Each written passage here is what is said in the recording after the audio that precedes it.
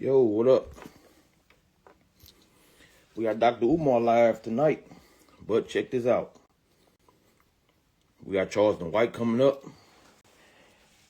and just found out today we got Hot Boy Turk coming up. Was good. Did you send him the live request? I'll do it right now, young man. Oh, you struggling. What's going on, man? I had to find him. He had to find him. There you go, right there. Oh, King Kong consciousness himself. Yo, Peace. What's going on, fellas? how you How you doing today? doing, brother? Hey, we I'm all greatly right. appreciate you for taking the time out to talk with us. For sure, my brother. Let So me we ask y'all got, a question yes, before we sir. go any further, because y'all more tech savvy than I am. My subscribers on my page, they will automatically know that I'm live with you. Is that correct? Oh, they on here. They Yes, on here. sir. Yes, Go sir. right ahead. Go right ahead. Yes, sir. All right. What's So up? we want to ask you questions, but we also want to get, like, we wanted this podcast to be able to, like, uplift our people, especially people in St. Louis, getting them an avenue. So we got questions, but we also looking for some advice from the leader of the new movement, as I like to call it. Yes, sir. Yes, sir. All right. You want to go first? I'm gonna go first. First, I want to welcome you to Club 314 on behalf of us, St. Louis. Just appreciate you coming through, giving us some time. Glad to be with you, fellas. Glad to be with you.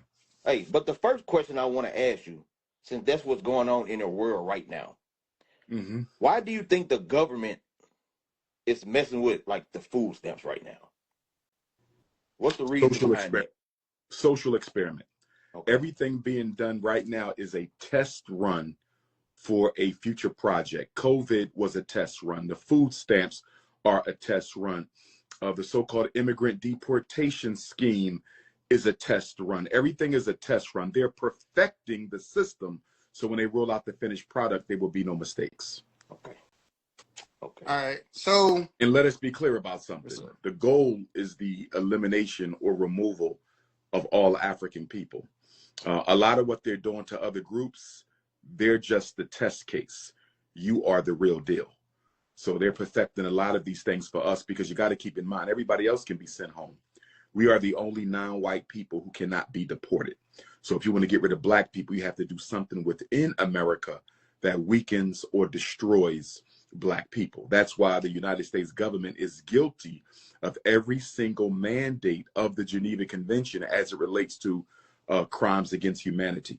If you look at the United Nations definition of crimes against humanity, America is guilty of every single platform, every single tenet of that as it relates to us. The problem is we don't have black people who are willing to stand up and fight on our behalf at the United Nations, because so many black people are more concerned about being American than they are about their survival. So if you tell the average American African that in order for us to get international justice, you're going to have to disidentify from your Americanism or your American citizenship, the average Negro is going to look at you like you're crazy, because black people are absolutely 100% in love with white people, and we don't want to admit it. We absolutely love them. We want to live with them. We want to sleep with them. We want to have kids with them. We want to look like them. Whatever white people do, we do. They are still our standard of excellence. Okay. okay. So since you took it there, I'm gonna go to it. One of the things that everybody know you for: snow bunnies never, black queens forever. Right? Speak to the reason why you are so against that interracial marrying of white women or black women marrying black men. I'm Can you going to do speak to that. that for us? Got you. But before I do, I want to say this, because a lot of times who I am gets lost in the sauce of some of the more popular uh, initiatives that I am a part of. So I want to make it clear to your listeners, because you never know who's listening, that first and foremost, Dr. Umar Ifatunde is a psychologist. First and foremost, he's a holder of 6 college degrees from 3 different universities. He's a certified principal. He's a certified school psychologist. He is the #1 fighter in this country in the 21st century as it relates to the school to prison pipeline, as it relates to saving our children from special education misdiagnosis, clinical misdiagnosis, saving our kids from juvenile detention and prison and expulsion and medication and so forth and so on. So I just wanted to be said that my main work, okay, is saving our children from that preschool to special ed to medication to incarceration pipeline. And then after that, my work is the liberation of African people through the movement, which is Pan-Africanism.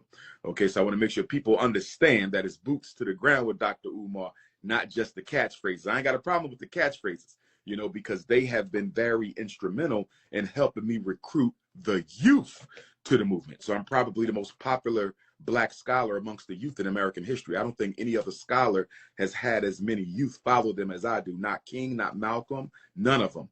I'm not comparing myself to them. Those are my ancestors. I stand on their shoulders, and none of them had the benefit of Instagram. None of them had the benefit of Twitter. You understand? So I'll put this within perspective. But be that as it may, there's been no scholar in the history of this country, nobody, who's ever had the youth following of a Dr. Umar Ifa Tunde. Also, I'm the first one building a school, which I'm sure we'll probably talk about, Yep. okay, but the Frederick Douglass Marcus Garvey Academy, which will be the first school in American history built exclusively from funding from African people from every single continent on the planet to begin operation in a traditional school building. That has never happened in this country's history. So I'm more than the Instagrammer, more than the YouTuber, and I don't have a YouTube page, by the way.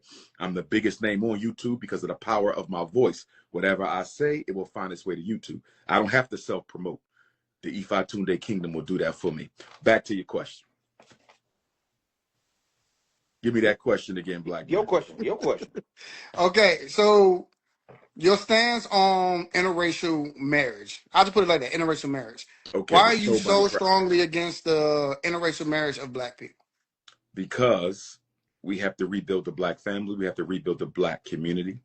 The Black woman is the last married, first divorce. Only 25% of our women will ever get married. We have a crisis amongst young Black women and Black boys, for that matter, who grow up never seeing healthy examples of Black on Black love. Their parents might be together, but is it healthy? Their parents might be married, but is it healthy? They may live under the same roof, but is it healthy? We need healthy examples of Black on Black love. We don't have that. I have nothing against the Caucasian woman, the Indian, the Arab, the Latino, the Mexican. Respect to all of them. But my priority is saving Black people. And unlike a lot of our people, I'm not caught up in this multicultural prison where I'm not allowed to speak for Black people without speaking for other people. I'm not into that. Okay, I understand most Black people feel very, very, very uncomfortable about articulating the issues of African people without speaking for other groups. I don't have that problem. I am 100% for African people, unapologetically so, and I don't care who don't like it. The snow bunny crisis is an issue in our community. You got Black men who are being unalived by these snow bunnies. You have Black men who are getting their lives destroyed by these snow bunnies. I mean, we could talk about Jonathan Majors. We could talk about Bill Cosby. We could talk until, you know, the sun falls out the sky. But more than that, you have to look at the economic sabotage, which is the snow bunny crisis. Black men are voluntarily taking their wealth over to non-African women. Why would you steal from a people who need so much and give freely to other groups of people who have already stolen enough? All right. All right. Now, my first question I asked you about the food stamps that's going on in today. Yes, Now, sir. I want to go back to when food stamps first got introduced Mm-hmm. into the Black households. I, Mm-hmm. what was their plan when they introduced the food stamps to our households? Well, the food stamps grew out of a reaction to the mass incarceration of Black men. So you had the provider being taken out of the home, arrested, and incarcerated. So you had all these single Black mothers who wasn't able to care for their children adequately. So the government stepped in, not to help them. Food stamps was never about help because they never gave you enough. You see, welfare was never about help because they never gave you enough. They gave you just enough to not still be dependent on that man. They wanted to break the Black woman's dependency on the Black man. So when he comes back home from prison, she'll look at him like he's crazy. What are you doing here? We don't need you anymore. So the welfare system was the beginning of the disintegration of the Black woman's natural dependence, economic dependence on her mate, the Black male. It was the breeding ground for the feminism that came right after the welfare state.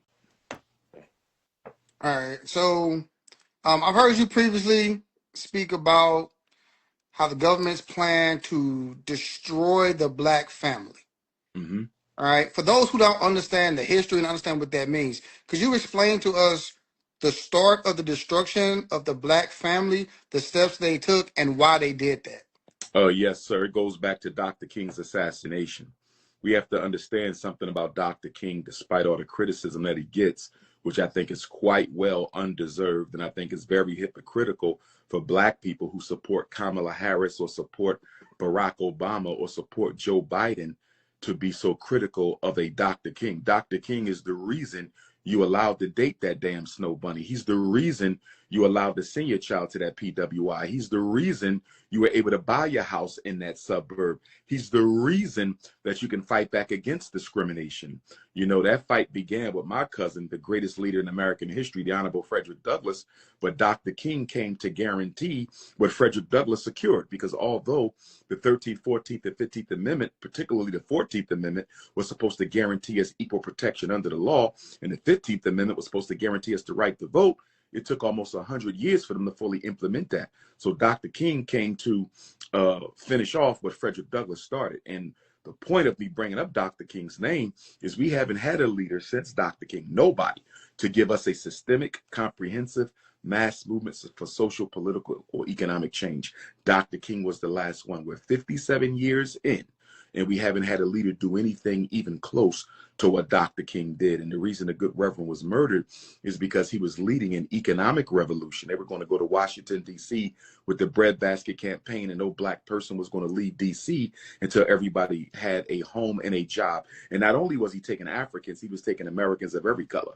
Okay, but they were going to erect a tent city. In essence, they were going to embarrass the government. They were going to embarrass the government, and the government couldn't allow to let that happen, because Dr. King and Frederick Douglass are the only two leaders who actually bear the what you want to call it, the distinction of being the only black men who were more popular than the president at the time they lived. Frederick Douglass was more popular than Abraham Lincoln, and Dr. King was more popular than Lyndon Baines Johnson. So after they murdered Dr. King, there was still 5 more they had to get. There was still 5 more they had to get. They had to get our Prentice Bunchy Carter. Our Prentice Bunchy Carter was one of the leaders of the Black Panther Party in LA. I believe he was the head of the Slauson Gang, which was one of the largest street gangs in Los Angeles, but he was politically conscious. He's almost Tupac before Tupac, but not a rapper. And so the government, J. Edgar Hoover, was very afraid of the influence that Bunchy Carter, our Prentice Bunchy Carter, had in LA. And so Bunchy Carter had to be assassinated. They also had to kill A.D. King, Dr. King's younger brother, who was the primary architect of the Fair Housing Act. Dr. King had a piece in it, but it was A.D. King who had more to do with the Fair Housing Act than Dr. King. They murdered him and put him in a swimming pool. And when they pulled A.D. King out the swimming pool, the person who pulled him out the swimming pool said there was no fluid in his lungs. How can you drown if there's no fluid in his lungs? So he was murdered first and then drug into the pool to make it look like it was an accident, when in fact he was a master swimmer. So they had to get rid of A.D. King so he wouldn't replace Dr. King. They had to get rid of Bunchy Carter. Then they also had to get rid of Geronimo Pratt. Remember, Geronimo Pratt was a well-decorated Vietnam War veteran. He came back well-decorated for the Vietnam War. He joins the Black Panther Party. He teaches them mastery of weapons, self-defense, building protection. So when they had that famous shootout at 41st and Central, and the FBI kept trying to bomb the Panther headquarters, they couldn't bust it open, because Geronimo taught those brothers how to insulate the building, so no matter what type of fire kegs they drop on, we will survive. And by the way, SWAT, S-W-A-T, SWAT, Strategic Weapons and Assault and Tactics, I think the name is, that was created because of the Black Panther Party. If it wasn't for the Black Panther Party, there would have been no SWAT. So A.D. King, they had to get. Our Prentice Bunchy Carter, they had to get. Geronimo Pratt, they had to get. Fred Hampton, they had to get. Okay, they had to get Fred Hampton. Fred Hampton, I believe, if he was allowed to live, he may have come close to the numbers of the right excellent Honorable Marcus Messiah Garvey, who's the greatest organizer the world has ever seen. Black, white, brown, red, yellow. No one has ever organized people on the level of Honorable Marcus Garvey. Fred Hampton, I think, could have done that. He had just been elected the national spokesperson for the Black Panther Party, came back, he gets assassinated, and the 5th and final person that they had to take out after killing Dr. King was George Jackson, Soledad brother. They had to get Soledad brother. He had started a chapter of the Black Panther Party in prison. He was also co-founder of the Black Guerrilla family. George Jackson had to go. So after they got King, they took out the final five. Once they took out the final five, they said, we're never going to let this happen again. We are never going to let Black people take America to the brink of disintegration. I don't think Black people really comprehend how effective the civil rights and Black power movements were in the 1960s. I don't think we understand it. We brought America damn near to its knees. I don't think we really understand that America had to deal with almost 30 legitimate, serious Black organizations, not the kind you see popping up on YouTube with opportunistic leaders who ain't building no institutions, ain't organizing the people. They just run their mouth on YouTube. That's not what you had in the 60s. That's what you have today. This stuff you got today is nothing but a joke. It's all theater. But I'm talking about serious grassroots movements. They had to deal with SNCC. They had to deal with CORE. They had to deal with the Freedom Riders, the Bus-Ins, Southern Christian Leadership Conference. You had the Nation of Islam. You had the Garvey movement. You had the Panthers, the BLA, Black Liberation Army, the Deacons for Defense. We could go on and on and on and on. J. Edgar Hoover damn near lost his mind. And after he took out King in the final five, they said, we can never let this happen again. So where do we start? They said the first thing we got to do is take away the Black man's ability to finance the Black Revolution. The first thing we got to do is take away the Black man's ability to finance the Black Revolution. And that's when they came into the Black community and economically destroyed us. They went into the high schools, St. Louis included.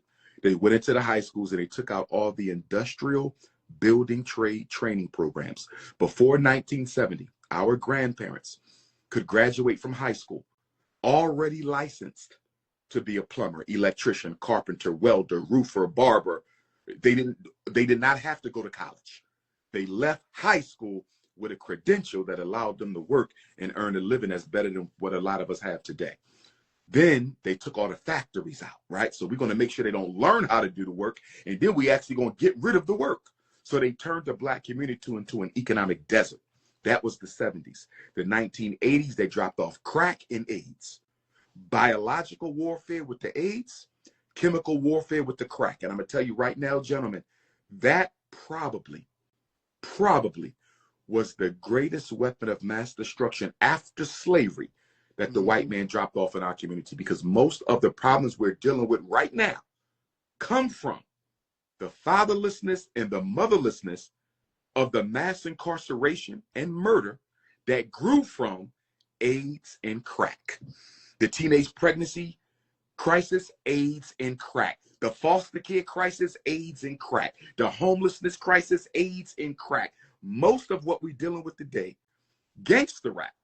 I would make the argument gangster rap may not even exist if it wasn't for AIDS and crack. Not hip hop, gangster rap. Got me? So Two different things. They dropped off the crack and the AIDS in the 80s. Then in the 90s, Bill Clinton gave you the federal crime bill. 1994, he overhauled the whole federal crime statute. And for the first time in American history, you could go to jail for the rest of your life if you never put a hand on a person. 3 strikes and you out, mandatory minimum sentencing.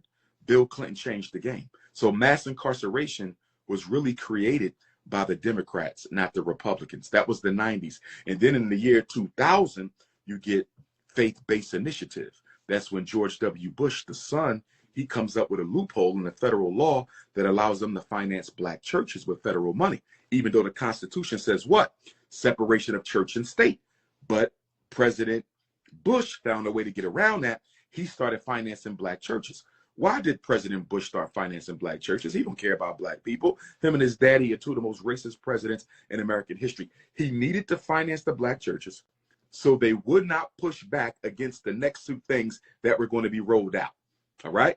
In the 2000s, what they rolled out along with the faith-based initiative was the gentrification movement, the taking back of inner city Black communities, Washington, D.C., Philadelphia, Chicago, okay? All of these Black city centers that were white, but we came into them, particularly during World War I, World War II, White people ran to the suburbs. White people got tired of living in the suburbs. White people said, I want to go back to the inner city because that's where I started. I'm tired of sitting in traffic for 3 hours to go to a Giants game. I'm tired of sitting in traffic for 3 hours to go to an Eagles game. I want to live in the city so I can get on the bus and be there in 10 minutes. Why do black people have it easy and us rich white privileged folks out here in the suburbs having to suffer to get into the city like this? So they decided to switch it out. Okay, that's why your communities are being overrun now. White people taking black property. That started in the year 2000. So they had to pay the churches to not do anything about it.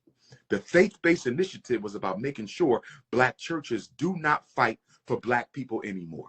If I go to St. Louis right now, what church is at the forefront of the miseducation war for our children? None of them. What church is at the forefront of homelessness and gentrification? None of them. What church is at the forefront of fighting for criminal justice? None of them. What church is at the forefront fighting against police brutality and genocide? None of them. What church is at the forefront of fighting for economic power? None of them. So they funded the black churches so they could stay out the way.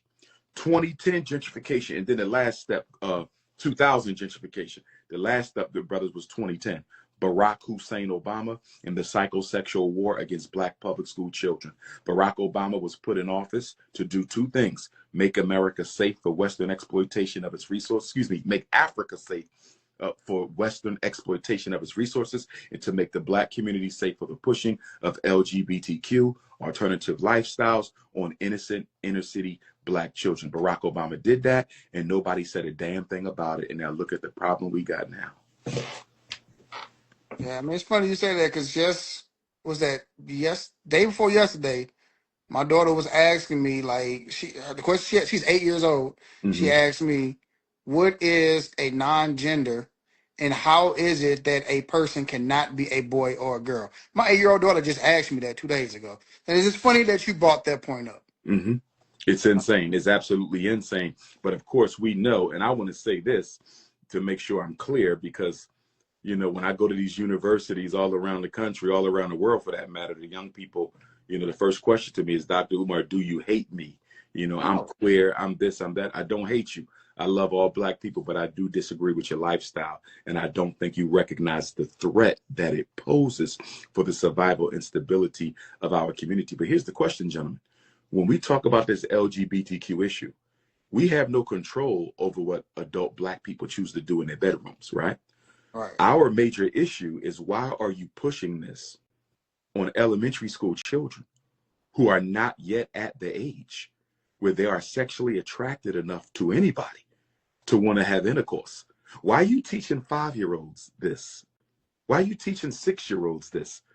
Okay? Because you don't develop sexual attraction until you start going through pre-puberty, when your body begins to prepare for you to reproduce yourself. You're not doing that in the first, second, and third grade. So why are you teaching this in the first, second, and third grade? Because we want to socially engineer black boys against reproducing with black girls. And we want to socially engineer black girls against reproducing with black boys. This is about genocide. It is not about sexual freedom. Yes, sir. Go ahead. That make plenty of sense. Right. I heard you talking about brother Dr. King. I got a question. When Dr. King was shot, he went to the hospital alive, right? Yes, he did. Dr. King was shot. He was still alive. And when he got to the hospital, and we only know this because a nurse, I think she may have been Caucasian, but it was a nurse who observed Dr. King's execution in the hospital room. What happened was the surgeon came in, the surgeon or the attending physician came in. I also believe there was a representative of the Memphis Police Department or the FBI there. And someone alerted them that Dr. King was still alive. And they said something to the effect that he won't be for long or something like that. And they took a pillow. And the nurse saw this. She reported this. They took a pillow and put it over Dr. King's face and suffocated him until he died. And you can read this in a book called, let me pull it up for you real quick, because we got to get back to reading again. We definitely got to get back to reading. Let me pull this up. The author is Dr. King's family attorney. William Pepper is the author. So everybody take note of that name. He's a Caucasian, William Pepper. He wrote 3 books on the assassination of the good Reverend Dr. Martin Luther King Jr., and it is the last book that is the most informative of them all. And I'm going to pull it up right now. Go to my library, collections, audio books. There we go, right there. No, that ain't it. Hold on, King. Where you at? You put in William Pepper. I recommend everybody read this book. There it is. The Plot to Kill King, The Truth Behind the Assassination of Martin Luther King Jr. The Plot to Kill King. The Plot to Kill King. And the author is William Pepper. Don't worry about the title, worry about the author. Because if you type in William Pepper, all his books are about Dr. King. And you know what's interesting about the Dr. King assassination? The Green Berets of the U.S. Army were the backup killers. He was actually shot by a sharpshooter from the Memphis Police Department. And the murder was coordinated with the Mafia, had a small hand in it. The KKK had a small hand in it. The fire department, the police department, the governor, the FBI. Dr. King's assassination was the most thoroughly planned assassination in American history. Some people say the expertise employed, the strategy, the organization involved in Dr. King's murder eclipsed the organization involved in JFK's murder. And they even found that there was a link between the two, that the same governmental forces that wanted JFK murdered later also wanted Dr. King murdered. And keep in mind, just like Tupac, just like Big, although I do not put them on the same level as a Dr. King, but I'm bringing them up to say that Dr. King was supposed to be assassinated while in motion in the car. Okay. King's murder, he's supposed to be shot in the car, just like Big and Pop. But when he stepped out onto the balcony, and there's evidence in the book as well that one of Dr. King's pastor colleagues drew him out onto that balcony so they could shoot him rather than run the risk of him accidentally being shot sitting next to Dr. King in a moving automobile. Y'all feel me on that? So he drew him out onto the balcony as if to say, if y'all want to get him here outside in broad daylight, because I don't want y'all taking a chance of trying to shoot him in the car while we are in motion, because he was heading over to one of the pastor's homes for dinner that night. And what was also sad about the Dr. King murder was Dr. King was actually supposed to stay at the Holiday Inn Hotel that night. He's supposed to stay at the Holiday Inn, but black people, as we always do, started criticizing and condemning Dr. King for sleeping at a white hotel, and that's why they ended up changing the hotel to a black hotel, which was the Divine Lorraine Hotel where he was shot in. We actually have a Divine Lorraine Hotel in Philadelphia, which were founded by who? Father Divine, if y'all remember him, of that Christian movement. He's one of those post-Garvey religious leaders who copied Marcus Garvey's work, but redirected our people's energy away from nationalism and into religious beliefs. So Father Divine's organization owned the hotel where Dr. King was murdered, which is now the National Civil Rights Museum. And I strongly recommend, if you have not been to Memphis, Tennessee, to the National Civil Rights Museum, formerly the Divine Lorraine Hotel where Dr. King was murdered, I recommend you go. It's probably the most informative museum in the country about our struggle. The only one that might eclipse it is the Smithsonian, the National Smithsonian in DC. However, the Smithsonian, I have issues with that, with the way in which they present our story. It almost makes you think that we went from slavery to playing basketball and making gangster rap. So I got issues with the way that they roll out the history in the Smithsonian. Yeah, I've definitely been to the Lorraine Motel in Memphis. Powerful. I've been there, yeah. I've been there. All right, so me and my cousin, we doing this. We started this podcast as like a fun thing to do, right? But now we kind of like, we started to get to the point where we like I said, we want to uplift and help our black people, right? Especially the people in our city, become an outlet for them to, if it's music, if it's art, if it's whatever it is, to get heard. What would be your advice for people like us who are just starting with a podcast, trying to get the word out? How do we start? What's step one of helping our people in our own inner city where drugs is everywhere, gangs is everywhere? St. Louis is one of the most violent cities in the world. We had the tornado that came through, ripped through the city, took people homes. Like, what should be the first step for us to help those people in our community? I would say that, well, first of all, the most serious problems we have that I mentioned earlier: mass incarceration, miseducation, gentrification, and homelessness. And by the way, we have the highest Black homelessness rate in America since Dr. King walked the earth. Police genocide and brutality and economic apartheid. Those are the 5 biggest problems. Okay, the 5 biggest institutions we need are the schools, the banks, the hospitals, the supermarkets, manufacturing, and distribution. Right, but these are big solutions and big problems. You said, what can we do to get started? Education and economics. One of the things I think we need to bring back, brothers, to the Black community is the study group. YouTube destroyed the study group movement. If I go back to 2010, when I first took over the Black consciousness movement as its #1 speaker and voice, there was a study group in every city. St. Louis, y'all had study groups. Baltimore had study groups. Houston had study groups. Oakland, LA, Chicago, Nashville, Knoxville. Everybody had a study group in 2010. I'm going to say around 2015, YouTube gets so popular amongst Black consciousness that people said, we don't need to meet and discuss information no more. We don't need to study and come together with information anymore. And that's when everybody just went to the podcast route. The podcast is good. I don't have a problem with the podcast, but go back to the study group, because every revolution, I don't care if you study the Cuban Revolution, I don't care if you study the French Revolution, I don't care if you study the American Revolution, the Chinese Revolution, the Russian Revolution, the African revolutions, they all started from a study group. See, if the 3 of us are studying together, brothers, you're going to learn things about Dr. Umar you're not going to know in this conversation. You know what I mean? When you start getting my opinions and my thoughts on different issues as we read newspaper articles and magazine articles and watch different documentaries and interviews and read books, we're going to get to learn each other. We're going to learn about our background, our lives, our children, what makes us tick, our vulnerabilities, the mistakes we made.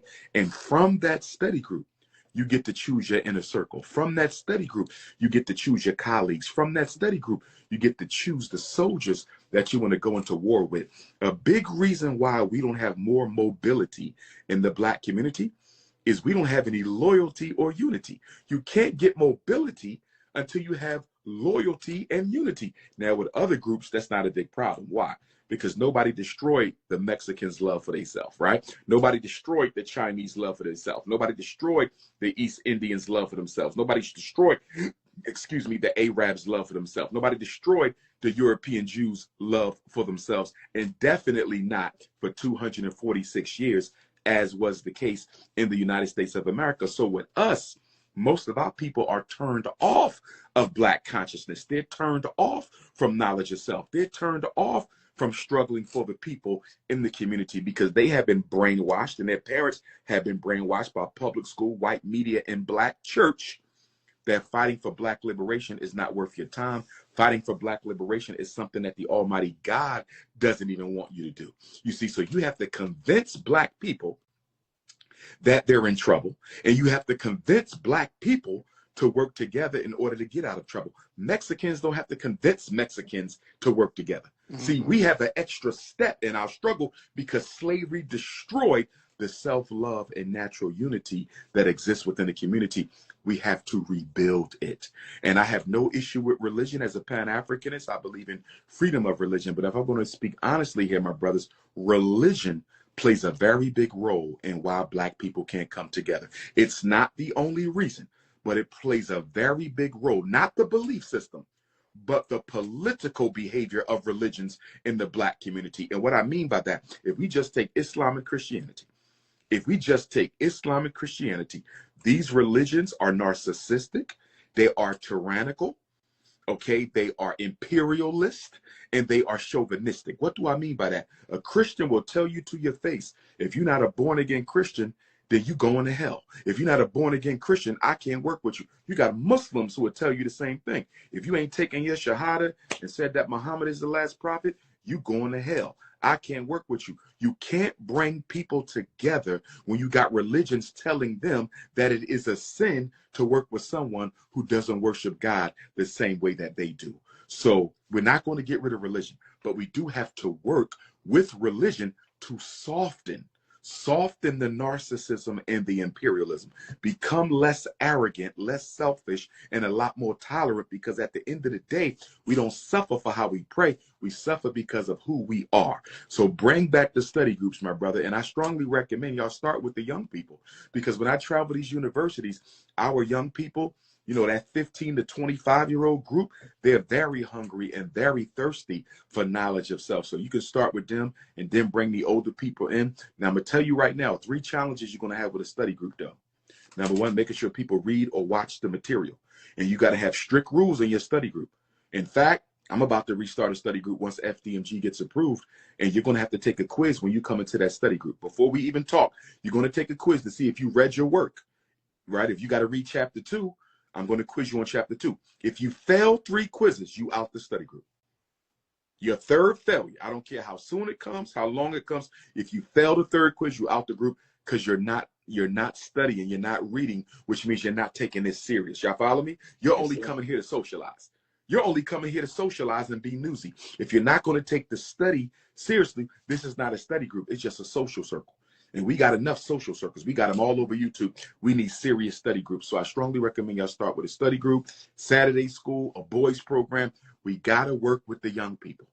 A big weakness of Black America is we do very little for the young people outside of religion and outside of the confines of white philanthropy and finance. If you walk into any city and say, show me the Black organizations or programs we have for children that are not ran by religious doctrine or not funded by white people, you can hardly find them. And then the other side is the economics, my brother. We got to get serious with the economics.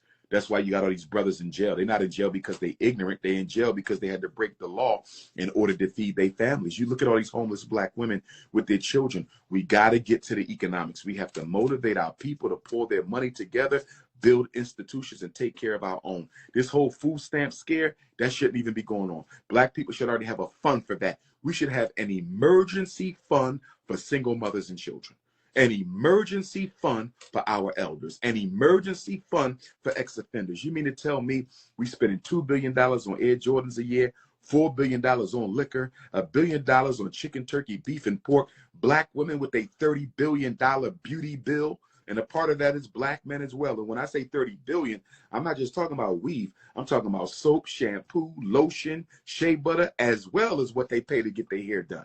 $30 billion, and you got Black girls out here without no job. The crux of the issue, gentlemen, as it relates to economics and education being that first and that right and left foot to begin this transformation, is that most Black people are comfortable with the way things are. Most Black people are comfortable. Listen, Black people have such a skewed view of freedom that for most of us, freedom means the ability to get on social media, the ability to eat at white restaurants, the ability to live in a white neighborhood, the ability to date a snow bunny or look like a snow bunny. Black people, our concept of freedom is largely equal to my ability to give white people my hard-earned money. When you look at how Black people experience freedom, it's all in shopping. It's all in conspicuous consumption. What do we do outside of shop and buy to actually prove we free? Nothing at all. And you cannot purchase your way into equality. Yes, sir. All right. All right. I'm going to switch it up a little bit. Sure. A lot of celebrities, I'm going to give you an example of a few. When Kobe died, when Whitney Houston died, when Michael died, I always felt like the reason that they died, well, not the reason that they gave us for them dying was bullshit. I always felt like that. Can you get into that, like some like the real Absolutely. reasons? Absolutely. And when you deal with assassinations of prominent people, you always have to look at the timing of the murder, right? Dr. King's timing, breadbasket campaign. Malcolm's timing, he was about to keynote a Third World Revolutionaries Conference. You see that? Fred Hampton's timing, I just got elected national spokesperson from the Black Panther Party. Okay? You got to look at the timing. Whitney Houston, concerned about her royalties and her masters. Look at the timing, right? Bill Cosby, who was not physically assassinated, but publicly assassinated. The timing, him and his wife did not want to give the second largest oil company permission to drill under their Massachusetts home, and they was organizing the other homeowners to likewise not give permission for the drilling under their homes of a pipeline for oil. Kobe Bryant, the timing about to come out with his own player-owned sneaker brand, and Kobe was about to select the first edition of the sneaker within days of his death, and he was also planning a professional basketball association to be headquartered in China. And to that point, LeBron James and I believe Maverick Carter, they also came up with an idea to start their own professional basketball association, and you see how quickly that died out. They came up with it and it's gone no more, right? Because white people don't believe in competition. Competition is a sin. They destroyed competition. There's no bigger lie in the capitalist world than for somebody to tell you we live in a free market economy. There are no free markets. Markets are engineered, markets are sabotaged, markets are controlled, markets are dominated. There is no free trade on this planet. There is no free trade in the United States. So Kobe was murdered because he was going to pose a serious threat to the largest sneaker company and a serious threat to the basketball world. He had to go. Michael Jackson didn't want to sell back his portion of ownership in the Beatles catalog, which in effect made Michael Jackson co-owner of Sony Records. Co-owner of Sony Records. Running everything. Michael had to go. And then he tried to buy Marvel Comics. Oh, no. We had enough of this guy. You see, once they no longer need you, they get rid of you. Look at LeBron, what he's going through right now with the Lakers, right? Okay. Luka, great player, right? Austin Reeves, great player. It's not that LeBron is no longer the face. It's not that the team don't need LeBron to win. It's the way y'all treating this man who been selling seats in your stadium to keep your revenue coming in. You see, this is the highest scoring athlete in the history of the NBA, and y'all treat him like he's a rookie straight out of college who never made a basket ever in the NBA. Because once white people are done with you, they done with you. And guess what? They're pretty much done with LeBron. And when they divorce you, this ain't no, you don't go to no divorce counseling. You understand? When a white man is done exploiting your talent for personal gain, when he divorces you, he drops you like a bad habit. You never hear from him again. It's like these black athletes who go to these Division I football teams, college teams, 4 years of eligibility, right? So when them 4 years is up, that coach will walk by you on the street like he never even knew you, and you thought y'all was friends and everything. White people have a great way of making black people think they care about you while they're exploiting your talent or your business. I mean, they are master manipulators, and we keep on falling for it every time because we just want to belong and be accepted. So then if we go back in time, you go to Jimi Hendrix, who's the greatest guitar player in history. I believe he significantly influenced Prince too. Okay, but Jimi Hendrix was murdered because Jimi Hendrix was going to finance the Black Panther Party. His girlfriend allegedly was a snitch for the British intelligence of MI6. His manager was British intelligence MI6. His girlfriend changed her story on how Jimi Hendrix actually died that night because they had an argument that night. She actually came to get him from a party that Jimi Hendrix was at, and she was jealous that he was crushing up on some other chick. She came to the party and got Jimmy, took him back to the hotel or wherever they was living at, and he was dead within hours. Overdose. She overdosed him, never went to jail for it, even though she changed her story 100 times. All of these are murdered. Prince was murdered because he didn't want to give his record company his unpublished music. They lured him back to the negotiating table by saying, if you let us remaster Purple Rain 25th anniversary, we'll give you your masters back. That's what got Prince back, because Prince always wanted his masters back. Y'all remember that? But they said, we're going to give you your masters if you let us remix the 25th anniversary of Purple Rain. And within a couple years, he was gone. They don't play. They're ruthless. African people have trouble understanding the ruthlessness of Caucasian culture. And until we do, we're going to keep on losing. They are ruthless. There is no moral code that controls their behavior, at least when it involves African people. All right. So just for an educational point on the slave trade, Is it true that black people in Africa were more than happy to just send black people away to be slaved and chained up and beaten and whipped by white people? There was complicity from some kingdoms, not most, not all, but there was some complicity from some kingdoms. And what they were doing is they were selling prisoners of war, right? That's how it began. However, the Europeans were not honest with the Africans with regard to what exactly they were going to do with those prisoners of war, because Africans have no concept of chattel slavery. Remember, the Europeans gave chattel slavery to the world. African people have no concept of chattel slavery. There is no concept in traditional Africa of you stripping somebody of their humanity. That does not exist anywhere in Africa. So we did not understand what these Europeans were actually up to.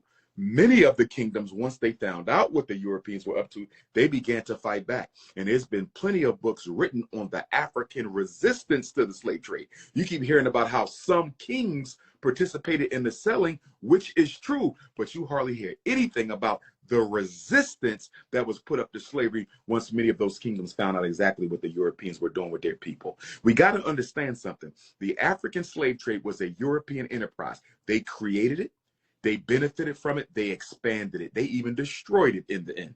Okay, it was their thing. It was not our thing. And once the European perfected the art of the gun, it was gunpowder that gave him his unfair advantage in Africa. Although gunpowder came from Africa, we primarily used it for cultural and spiritual ceremonies because African people don't have an interest in genocide. That's a Caucasian thing. Like, we don't have an interest in eliminating an entire people. We do now because we've been trained by them, and that's why you got so many humanitarian crises in Africa today, right? But in traditional Africa, there's no concept, I'm going to eliminate every member of that society.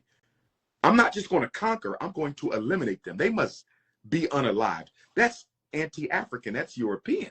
So once the European took the technology of gunpowder from the Africans, and then you also had some technology of gunpowder coming over from China, but mostly from Africa. We had it before the Chinese. Once the Europeans perfected the art in the use of gunpowder and they started creating those early guns, that is what gave them the unfair advantage, because once they had the gun and once they had the bomb, they were able to bomb villages from water without even needing to engage in fist-to-fist armed combat. And so once they started dropping them bombs and once they started coming in with the gun, we were almost at their mercy. But let us be clear. The white man did not have an easy time besieging Africa. Remember, the Zulu Wars lasted almost 100 years. The Ashanti Wars lasted almost 100 years. So it wasn't just the white man showed up with the gun and the bomb and we laid down. Oh, no, no. We died defending our land, and we died fighting against slavery. So did they have a hand in it? Yes. Did they benefit from slavery anywhere near as much as the European? Absolutely not. Did they control the enterprise anywhere near as much as the European did? Absolutely not. And the reason you get people who try to exaggerate the African role in the transatlantic slave trade and minimize the Caucasians' role is they're trying to absolve white people of paying reparations. And we need to be very clear about that. When you see black people running around saying, well, black people sold us, what you're doing is you're helping white folks avoid accountability for the greatest crime in human history. There's not a plague in the Bible that compares to what the European did to the African. And we are not going to forget about what the European did to the African, just like the Jews are not going to forget about what the Germans did to them. And what the Germans did to them lasted 5 to 6 years. What was done to us lasted a half of a millennium. We will never forget. To forget what was done to you is to forget the experience of your people, and it is to turn your backs on your ancestors. I will never forget, because if you forget, it can happen again. Everything that is forgotten will someday occur again. So we must stay vigilant and remind the world that we were murdered, killed, beat, dehumanized, and everybody sat back and watched. African people don't owe nobody shit but an ass whipping. I'm with that. All right, I got a question. I used to sit down and talk to my grandfather all the time about this before he passed. How powerful was the Black Panthers? Man, the Black Panther Party as a militia, and they were much more than a militia. They were also a community outreach and community education movement, right? So I don't want to minimize them to their military. But they were founded for the purpose of what? So it was called the Black Panther Party for self-defense, to defend the community against the police, who pretty much were doing what they still do today, going around beating, killing, and murdering black folks. And so Bobby Seale, who I met, okay, once, Huey P. Newton, they came together, okay, and they said, listen, we're going to stop this from going on. And they organized, brother, and they basically took on the police for black people. And they were in their 20s. What impresses me so much about the Black Panther Party, and there's a lot that impresses me about them, these brothers and sisters were in their 20s. They were babies.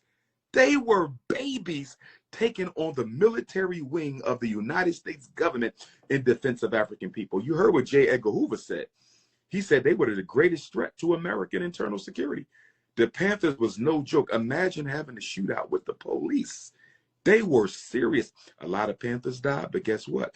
They also unalived other people who was posing a threat to our community. The Black Panthers is probably, arguably, the most relevant black organization we've had in America after Garvey. And I say after Garvey because Marcus Garvey's militia, which was the Universal African Legion or the African Guards of Garvey, they too had shootouts with the police. One time, the Honorable Marcus Garvey made the chief of police sit his ass down when he came in there to try to shut down the Garvey meeting. And they basically said, you try to shut us down, we'll shut you down. You know, one of the reasons that the Honorable Marcus Garvey met with the Grand Wizard of the Ku Klux Klan is because the Garvey's military and the KKK were shooting and killing each other, particularly in the southern states. Like, they were literally at war. And so when Garvey met with the Grand Wizard of the KKK and W.E.B. Du Bois and A. Philip Randolph and other Negroes, they said, this man is crazy. What is he doing sitting down with the leader of the KKK? They didn't understand that you're looking at Garvey, who's the head of a nation, and you're looking at the Grand Wizard of the KKK, who's the head of a nation. They wasn't coming together to be friends. They was coming together for a ceasefire. They was coming together for a ceasefire. And the Grand Wizard of the Ku Klux Klan told the Right Excellent Honorable Marcus Messiah Garvey that a lot of the murders that are happening to black people in the South are not being done by Klansmen. They're being done by other white people, and they're blaming us for it. So that was just a diplomatic conversation, no different than when Donald Trump sit down and meet with the president of South Korea or the president of China. It's just a diplomatic conversation, and you got to always keep an open line of communication with your enemy, because if you can prevent lives from being lost, why would you not do so? All right, so I've been paying attention to you for a long time, right? And one of the things that I've always noticed that people try to nitpick and try to bring you down on is the school, right? The first thing people say, oh, he do all this talking, but where's the school? Ain't no school. He taking all these people money, which is something I don't think, I know you wouldn't do, right? So can you give us a status on the school and what's the holdups so we can get these haters out of here? Yes, indeed. The first thing that comes to mind when I think about the school is, number one, the people complaining have never built a single institution in their life, let alone for black people, right? So one of the things that I find amusing about the slander that I get on the FDMG Academy campaign is coming from people who have never built shit in their life, let alone for black people. One of the reasons I don't entertain the negativity and the slander and the defamation of my character is because it's coming from people who don't support me anyway. Like, let's be really real about something. I am the most popular person in black consciousness probably in the world, second maybe to Ibrahim Traore of Burkina Faso.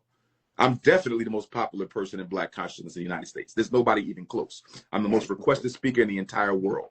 Okay, I'm the only scholar on this planet living right now in the African race who's spoken on every continent multiple times. You understand? I speak more out the country than everybody in the conscious community put together speak in this country. Nobody's even close to Dr. Umar. I'm at the top by myself. Quote me on that shit, right? So with that being said, 99% of black people support me.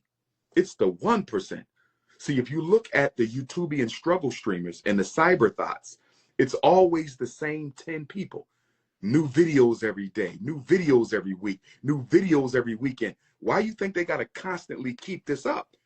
Because the power of positivity that is behind me is so strong that if you're going to try to slander him, you got to do this every day. He get too much love. You can't stop Dr. Umar with one video, two video. You got to keep on doing it. So I say all that to say, good brothers, that in the grand scheme of things, it's not a big idea. It's not a big deal to me because I know the school is coming one day, right? It's like if somebody told you, you told them you was going to buy this car, hypothetically, right? It's taking you a long time to buy that car, but you know you're going to buy that car. What you need to argue for? You want to shut everybody up when you get the car. So it's the same thing with the school. What am I arguing for? The only way I win this is to produce it. You see what I'm saying? But let us be clear, gentlemen, this is not about people thinking Dr. Umar is stealing the money. We've been audited twice already because of the struggle streamers. And this is how disingenuous the struggle streamers and cyber thoughts are. They don't just slander me on YouTube. What a lot of people don't know is they actually try to sabotage the work.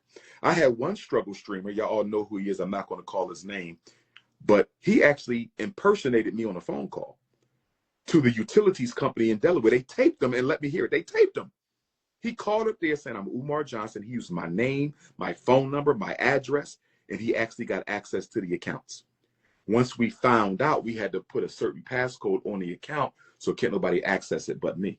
He tried to get the gas shut down, the electric shut down, the water shut down. You see what I'm saying? They don't just hate.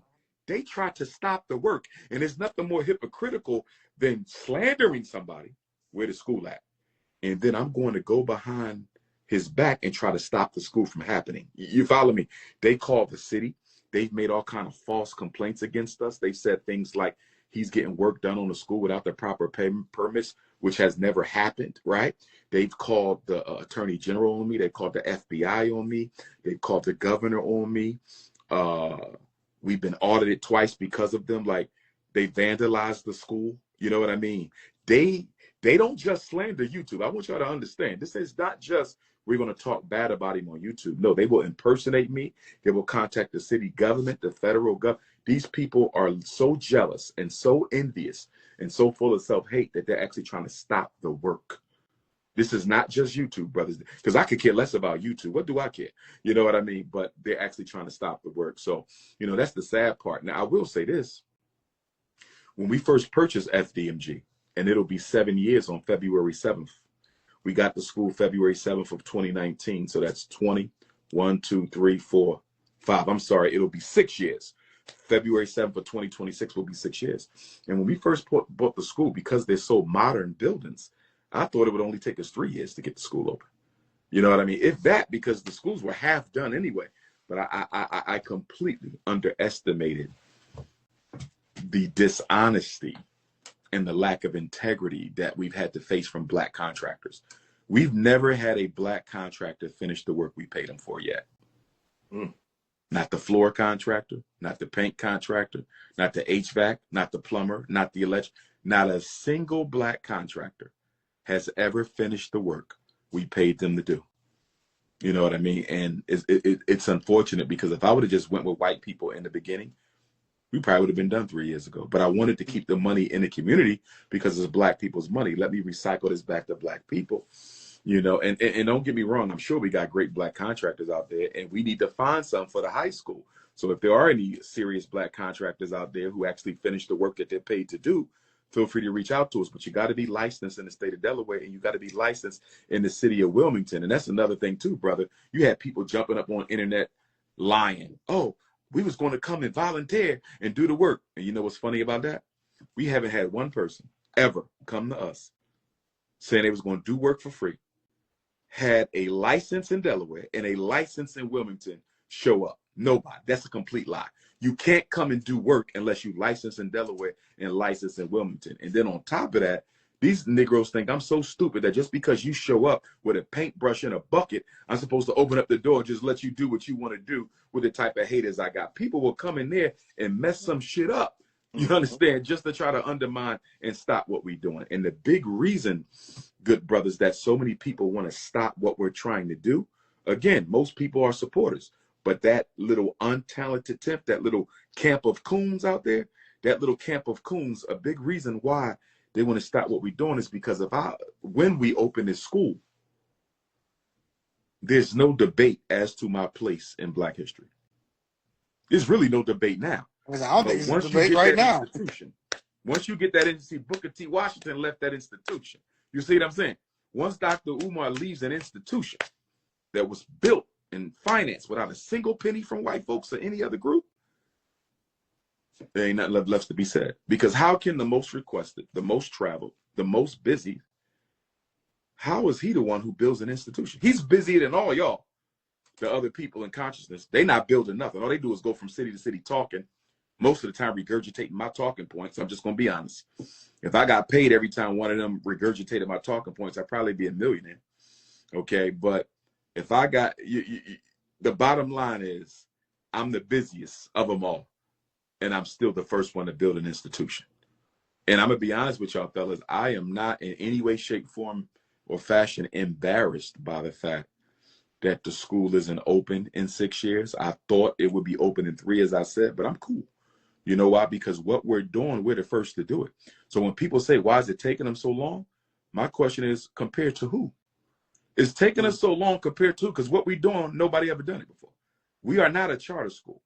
You understand? We are not a bougie a bougie black private school. You know what I mean?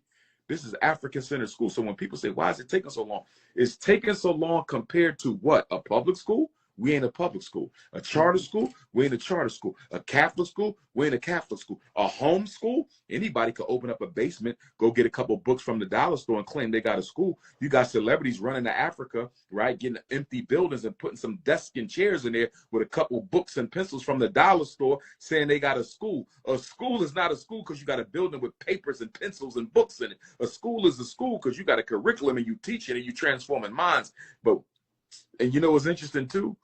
You've never seen this many celebrities talk about building a school until I said I was opening one. If you go back and look when we started the fundraising in 2014, when nobody talking about schools like this. Now everybody want to do a school, right? But when you look at what they got, you got an empty building with some dollar store pads and some dollar store pencils. That ain't no damn school. So, you know, but I just let people talk. You got other people claim they got schools. They ain't even got no school. They don't get asked no questions either. I'm the only one who gets asked the questions, but that's because I'm the most serious person. You know what I mean? But it's all good. I mean, I love it. I take the good with the bad. I thank God for putting me in this position. You know, I didn't know what was going to happen when it did happen in September and October of 2010 with that Chicago interview and that Harlem lecture, and my life changed overnight. It caught me off guard. I didn't know it was happening. I didn't know it was coming, but it came. You know what I mean? And I thank God for it. You know, I would not undo it. I wouldn't change nothing. I've learned so much. You know what I mean? And I'm just getting started. We got a whole lot more to do. Yes, sir.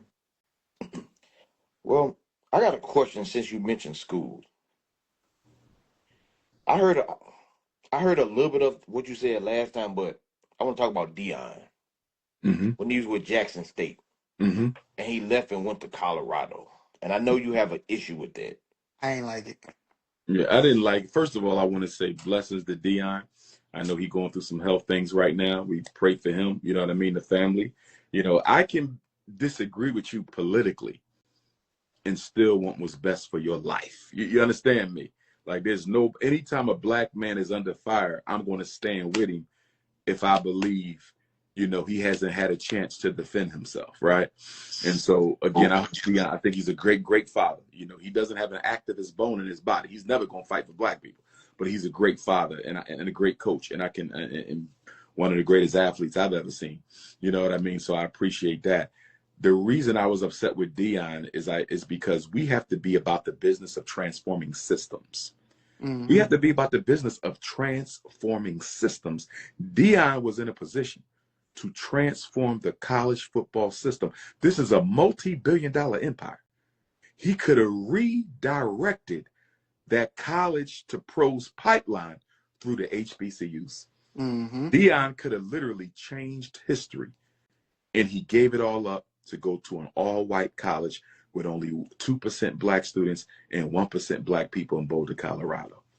And let me share this with you. The reason they had to get Dion out of Jackson, this was not just about Dion taking the money. Remember, everything is about what?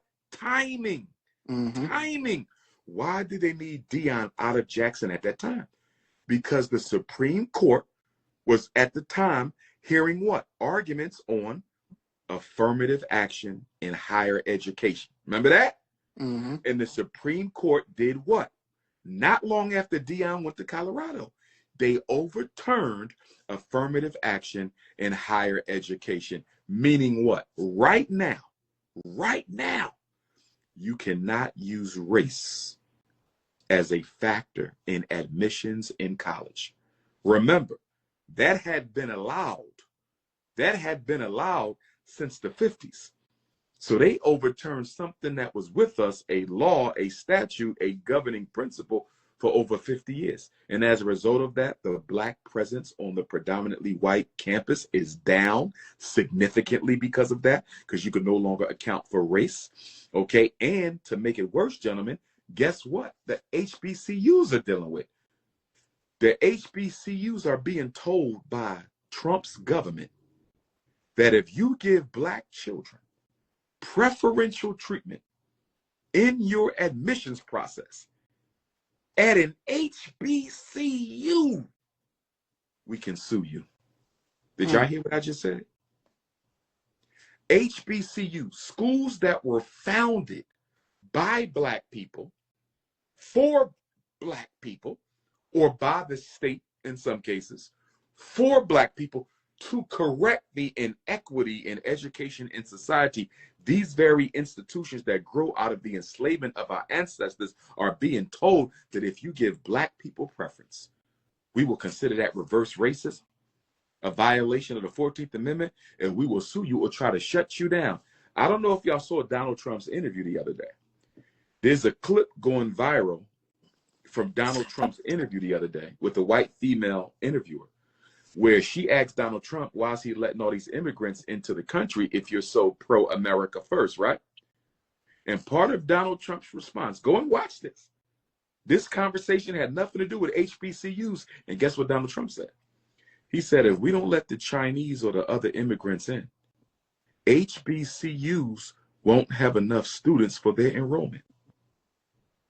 What do Chinese immigrants have to do with enrollment for the HBCU? Do you know what he almost gave away there?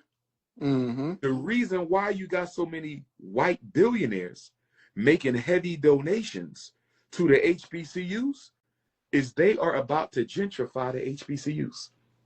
They're going to start flooding them with Chinese. They're going to start flooding them with Indians. They're going to start flooding with Native Americans. They're going to start flooding them with Latinos. And by the way, this did not start on Republican watch. This started on Democrat watch. Remember, Joe Biden changed the name from the White House Initiative on HBCUs to the White House Initiative on colleges and universities that serve students of color. It's no longer the White House Initiative on HBCUs. It's the White House Initiative on universities that serve students of color. So Joe Biden started this thing off, and Donald Trump is going to finish it. See, we need to understand something, brothers.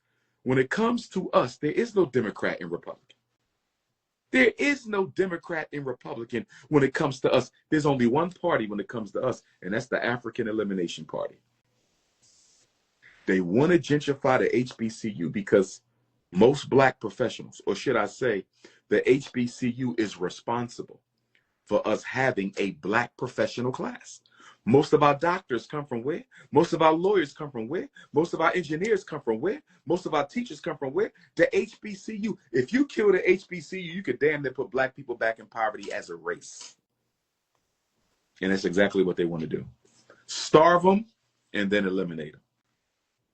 And since they don't love themselves enough to save themselves, see, some people say black people are their own worst enemy. We are not our own worst enemy, brothers. The white man invests in your destruction. You don't invest in your destruction. The white man plans your destruction. You don't plan your destruction. The white man creates systems and institutions to sabotage your growth. You don't do that. You're too disorganized to do that. So we are not our own worst enemy, but we are the worst accomplice to the enemy. We suffer not just because of what the government allows to be done to us. We suffer because of what we will not do for ourselves. All right. So earlier you spoke about the difference between hip hop and gangster music.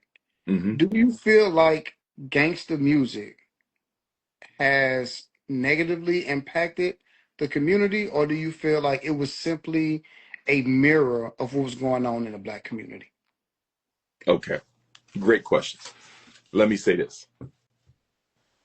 art, any kind of art, but particularly the expressive arts. You have a dual responsibility as an artist. Some people consider me as an orator and artist. So let me use me for an example, right? When I speak to the people, I have to, number one, reflect the reality. I have to state with emphasis what we are going through right now. Y'all with me on that? Mm-hmm. So that's the gangster rapper. I'm going to tell you what life is like in the ghetto. I'm going to tell you what life is like in the hood. But then I have another responsibility as an orator. Not only must I tell you what's going on, I have to also project and help you dream and envision a new future that I want you to work towards. Y'all see that? Mm-hmm. The gangster rapper keeps telling us, I'm just telling you what's going on in the hood. Everybody listening to that bullshit know what's going on in the hood because they live there too. You see what I'm saying? Yeah. We don't need you to keep reminding us of what we already live. You see Boys in the Hood. Okay. Now you come up with Menace to Society. That's the same shit that was in Boys in the Hood. Why you got to keep reflecting the same thing? Show us how to change it. Show us a better way. Rest in peace to John Singleton. I was a big fan of his work. My point is, gentlemen, I don't have a problem with the gangster rapper stating the realities of the hood, but I have a big problem with the gangster rapper not giving our people a vision to work towards. The average gangster rapper who has at least 3 albums out only got 1 or 2 constructive songs out of 30. That's not acceptable. And they think because they gave us 1 or 2 constructive songs about how they were sad growing up in the ghetto, how they lost their grandmama or their dad, But out of 30 songs, you only got 3 good ones. What do we know about the brain? The brain is the creature of repetition, gentlemen. Mm-hmm. The one weakness of the greatest instrument God ever created, which is the human brain, the one weakness is the brain will always believe what it hears the most. True or false, the brain will always believe what it hears the most. That's why when you go to church, they indoctrinate with Jesus, Jesus, Jesus, Muhammad, Muhammad, Muhammad. You go to the military, Marine Corps, America, America. You go to public school, pledge allegiance, pledge allegiance, pledge allegiance, national anthem, because repetition is the slave master of the brain. So there's no way you're doing a service to your community, putting out 3 albums of filth with 3 positive songs. It is not acceptable. They put out that filth because that's exactly what the untouchable overlords of the music industry expect them to do. They are selling destruction to their own people. We are the only race in human history. We are the only race in human history who participated in the assassination of their own public image. You can't find another group of people who volunteered. I'm going to volunteer to participate in the destruction of my people's public image before the world. And you see it with black women with the reality shows and also with the gangster rap. You see it with black women in the reality shows, constantly putting out negative images of black women as sexually promiscuous and addicted to materialism.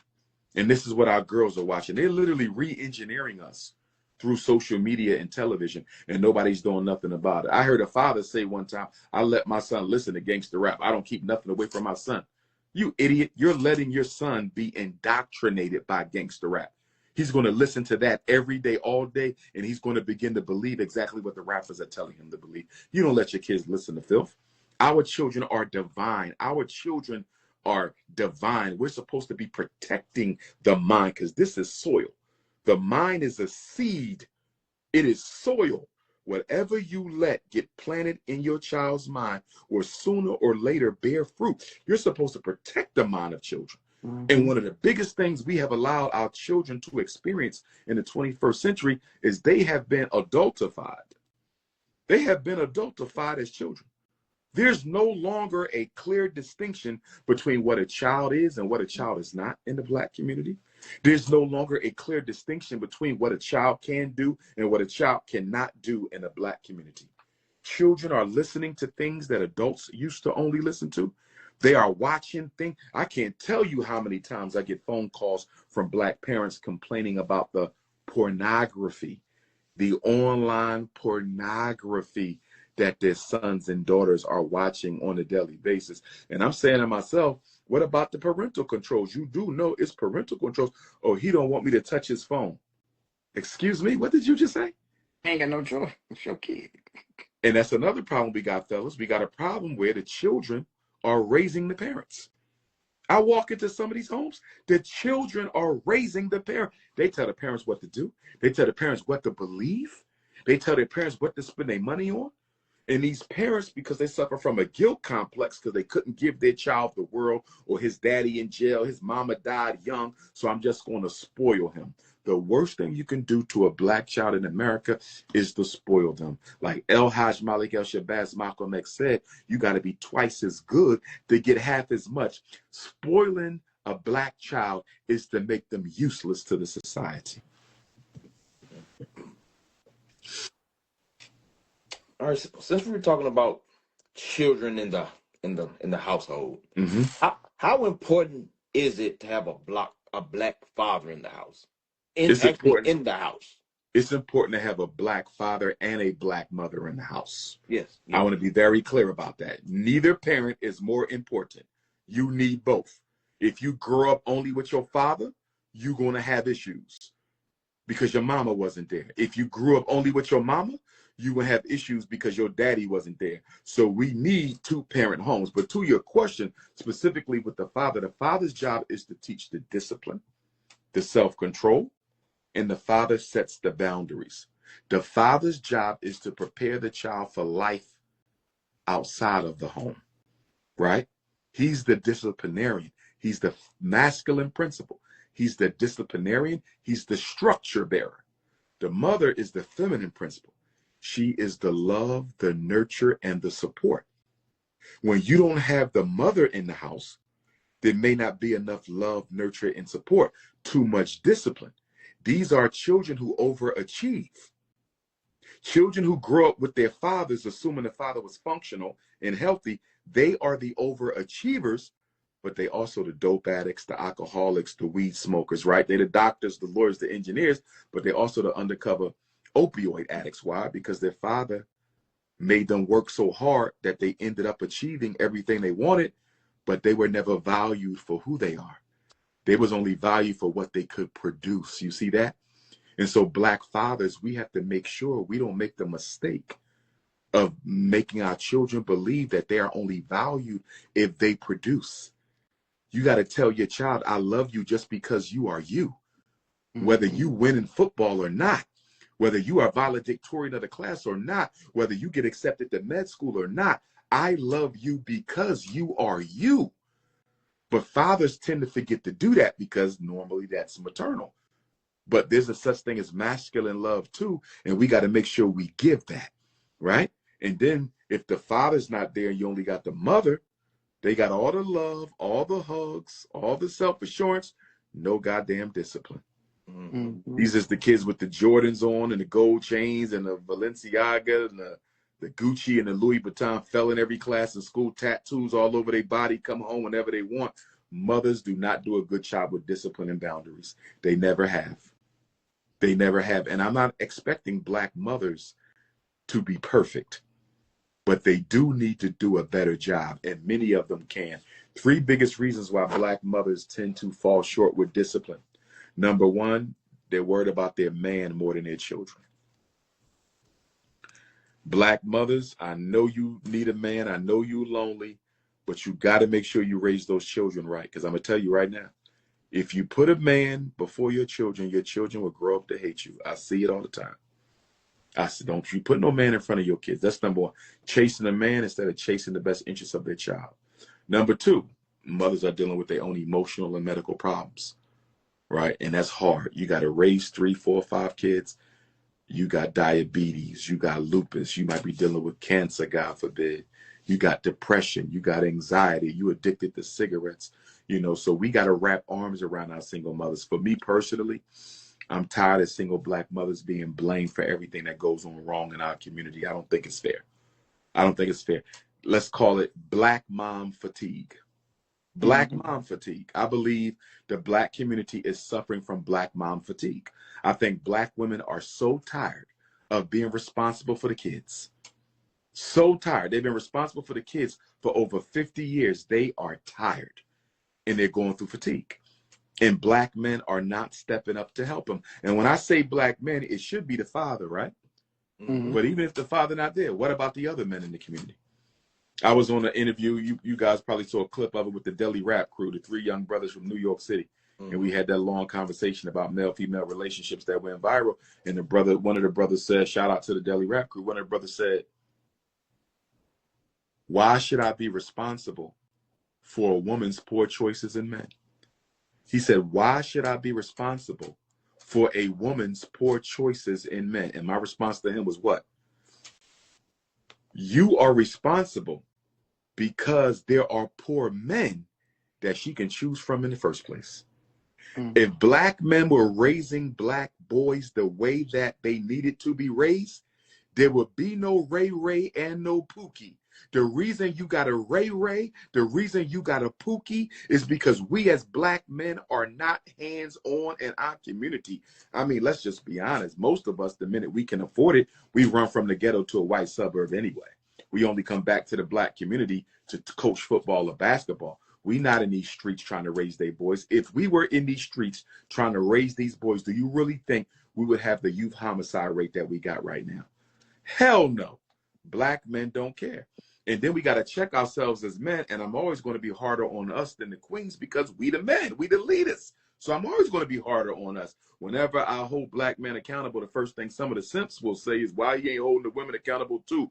I do hold the women accountable, but we're not talking about them. We talking about us. And if you want our Black women to yield to you as the king, as the emperor, you have to take responsibility. A king is responsible for the kingdom. So how are you talking about Black women want me to, they don't want to submit to us and they don't want to give us the leadership role. Bro, don't nobody give nobody leadership. You take it. And you take it by your example. And if we are the men that our women want us to be, they will gladly follow our lead. But you cannot expect a Black woman to work 2 and 3 jobs, raise 2 and 3 kids, and then come home and kiss your ass. She's not going to do that, nor should she. Let's go. You know, it's funny you went there because I wanted to get some Black woman appreciation going on. But I think you kind of hit that on the head. You kind of like gave the love and things like that because, you know, they see so much on the internet with the Black man versus Black woman, right? It's Black women don't do this.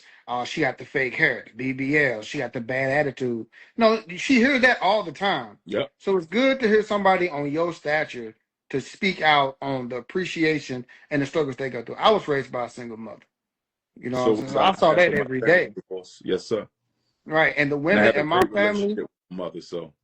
Yeah, and the women in my family, I always want to give a shout out to them. I love y'all because y'all, you know, watching all them raise all the kids in the family was just an amazing thing to see. So I don't think they get the appreciation that they deserve. And I'm glad that you just took the moment to go ahead and give them that appreciation because they need to hear stuff like that. And I would also say that I have been amazed to see some amazing single parent jobs done by some young Black mothers. Like I have evaluated some children in these schools and I have met some children in these schools where I thought they came from 2-parent homes because they were so well raised, so focused on their academics, still had their innocence, you know, respectful, humble, you know, stay in a child's place. I'm like, they must have a mother and a father. And she comes in there, I mean, it's a single mom, and I got to commend them. I'm like, you did a damn good job. And then she says, well, you know, I got 2 or 3 kids. I'm like, wow. So there are a lot of success stories in our community that, you know, don't get their flowers. And one of the things that I want to do at the Frederick Douglass Marcus Garvey Academy, and, you know, I got to tell y'all fellas, nobody want the school open more than me because I'm the one who has to live with it. You know, these people who hate, and they not down there every day with me. They don't live through the frustrations and the failures. You know, they don't feel the pains that I go through, you know, but one of the things we want to do once we open a school is we want to start having a Black Woman's Day where we celebrate the Black women. We're going to have a Black Man's Day too. You know what I mean? But for mothers who do a good job, we want to honor them. We want to have people nominate them. You know, we want to have sister circles where Black women could come and just be alone and talk about their issues as Black women without somebody trying to shove a Bible or Quran down their throat. You know what I mean? So there's so much we need to do because we have to create community again. We have to create community again. And one of the things I want to do with FDMG is create community. And the beauty of FDMG, not to get off topic, but the beauty with FDMG is we are at the intersection of 4 states.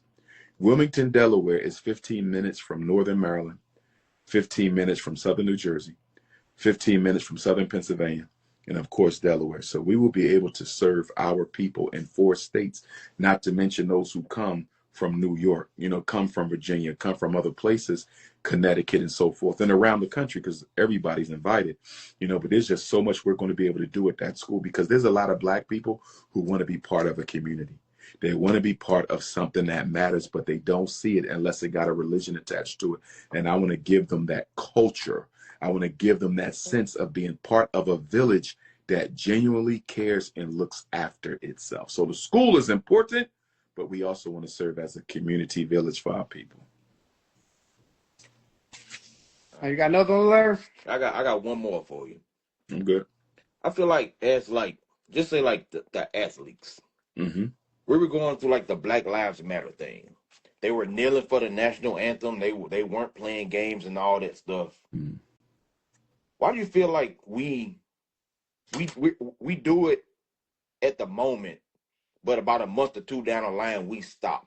So I feel like if we don't, when we stop, I'm trying to put in the right words. Like it's no commitment. Yeah, it's no commitment. We're not committed. So they don't take us seriously because we don't continue what we're doing. We're not committed. I'll give you an example, and shout out to Pastor Jamal Bryant. You know, respect to him. Tamika Mallory, respect to her. You know, but with the Walmart boycott, right? Mm-hmm. They did a successful Walmart boycott. If you judge success from the perspective of getting Black people not to support Target, right? I have no problem with that. Great job. Target needed to be taught a lesson. Pastor Jamal Bryant led the effort to teach them a lesson, right? But if you were committed, you would have not just boycotted Target and sent Black people to another white store. You would have built a Black alternative to Target. You see the difference here? Mm-hmm. One is a Band-Aid, one is a solution. Sending Black people from Target to Costco, that's not a solution. They're still robbing the Black dollar. I don't give a damn if it's Target, Walmart, Costco, they're still robbing the Black dollar. A solution is to stop the Black dollar from going out of the Black community altogether. We are big on Band-Aids. Black people are masters of Band-Aids. We are not masters of solutions because there's no follow through. That's why you can have a one-day march, a one-day rally, a one-day this for a week. And if you notice, like I said, Dr. King was the last one. You can't name a single protracted movement going on right now for change. Where is it at? Black Lives Matter wasn't it at all. Okay, first of all, they was funded by non-Blacks. So I don't even consider you a Black movement if you're taking money from non-Black people, right? So that disqualifies them, but there was nothing serious being done. All the marches, and we got nothing out of it. Y'all remember the George Floyd marches? Mm-hmm. The George Floyd protests were the largest group of protests by Black people in America since Dr. King. Think about that. But with Dr. King, you got a Civil Rights Bill, a Voting Rights Act, and then posthumously, you got a Federal Housing Act. What did you get out of Black Lives Matter? I'll tell you what you got. Donald Trump signed the Hispanic Prosperity Initiative. That's what you got.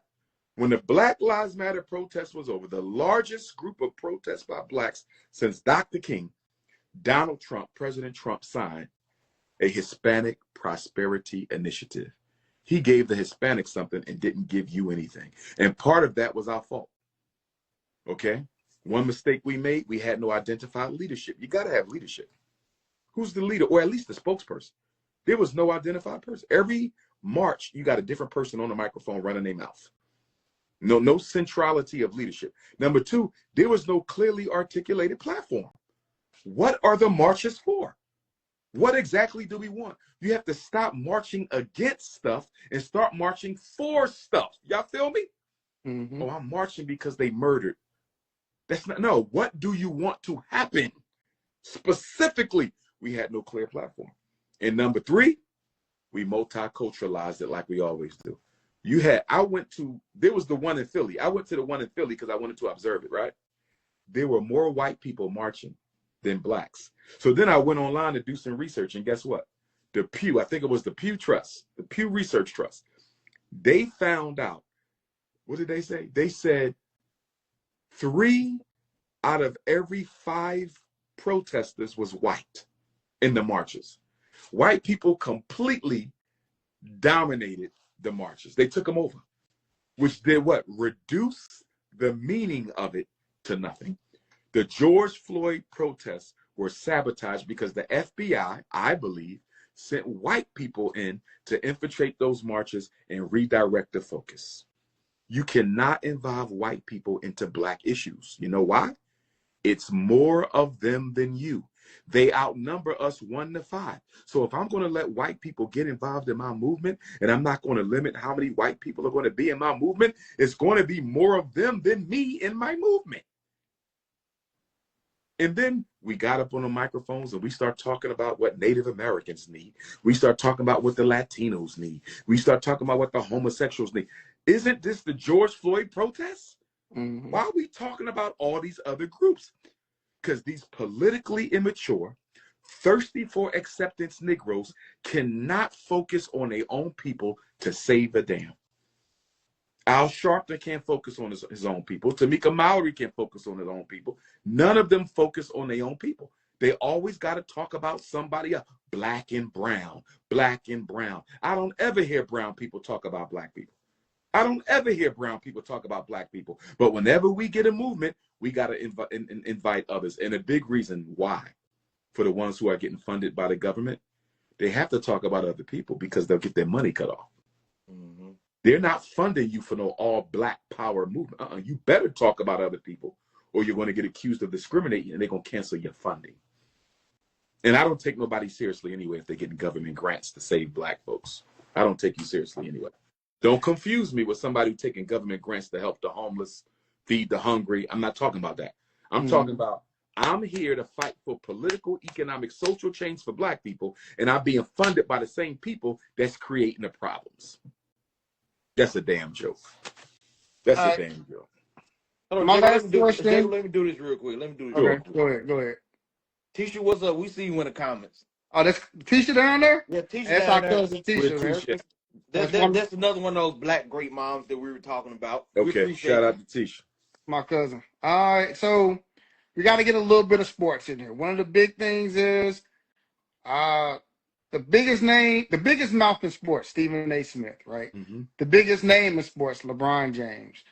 Stephen A. Smith is going back on this tour of like going back at, talking about LeBron James and, he just won't let it go.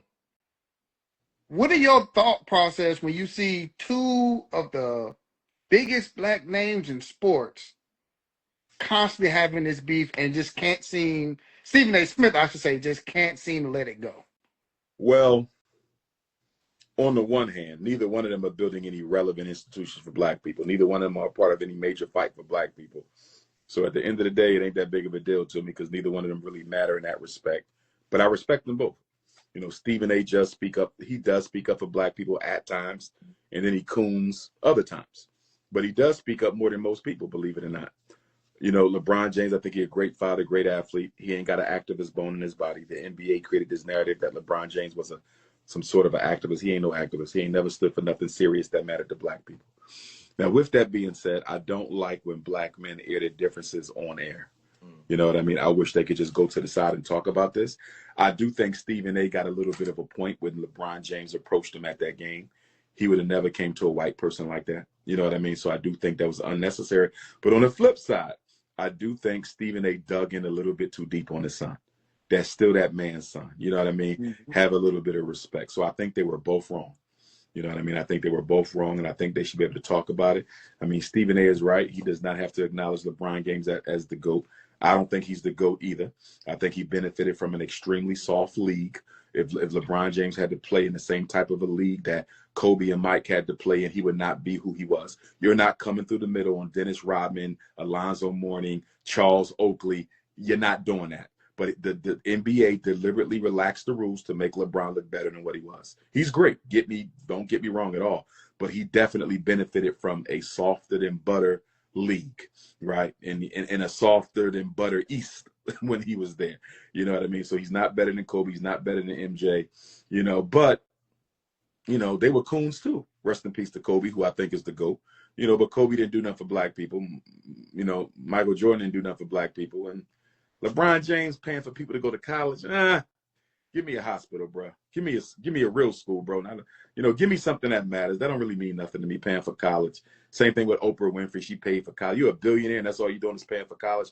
Where are the damn institutions at? You want to impress me, you build an institution. But to stay on point, I ain't got no problem with LeBron. I ain't got no problem with Stephen A. Hopefully one day they'll sit down and talk about it. But both of them have a point. He should have never talked. He went a little too hard at Bronny. And LeBron should have never, try to, take his manhood in public like that at the game. I think the problem came in when you say, I'm speaking to you as a father. It's kind of like when you start criticizing the man as a father, I feel you. I think that's kind of where it goes off to the left. I feel you. And now I got to come see you. I can see that.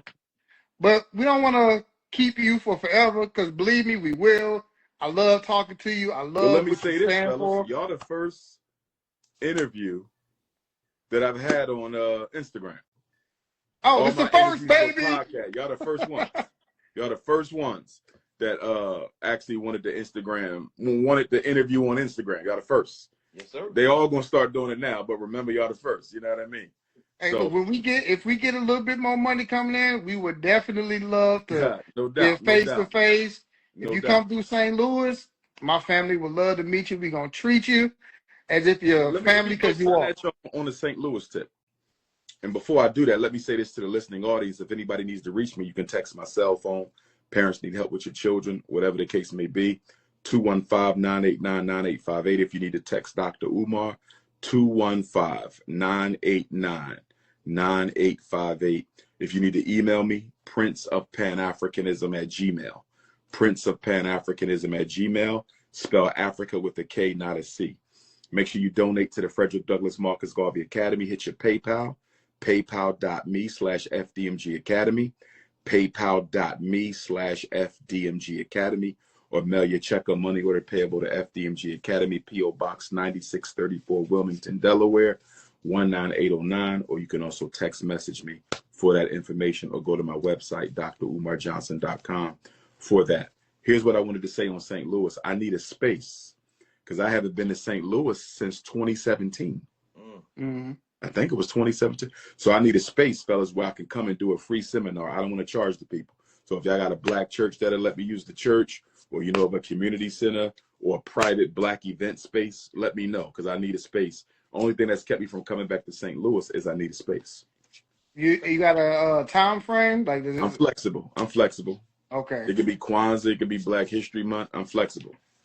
We definitely going to make sure that happen. And we also got an event where we going to try to get some rooms for the homeless around Christmas time. So that way they can have a good Christmas food.